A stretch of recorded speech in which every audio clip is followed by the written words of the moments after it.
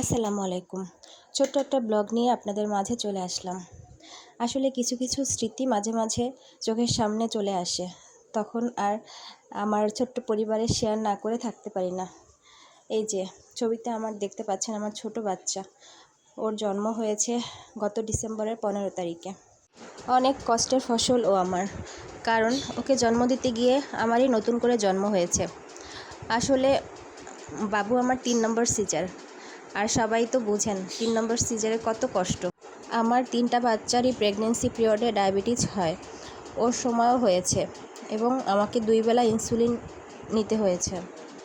এমনকি ওর জন্মের পর ওকেও ঘন্টার পর ঘন্টা চেক করেছে ওর ডায়াবেটিস হয়েছে কিনা। এই যে এখন আমার বাচ্চা মাশাআল্লাহ 9 মাস বয়স, সে এখন ধরে ধরে দাঁড়ায় এবং সারা ঘর মাতিয়ে রাখে। সবাই দোয়া করবেন আমার ছোট বাচ্চাটার জন্য।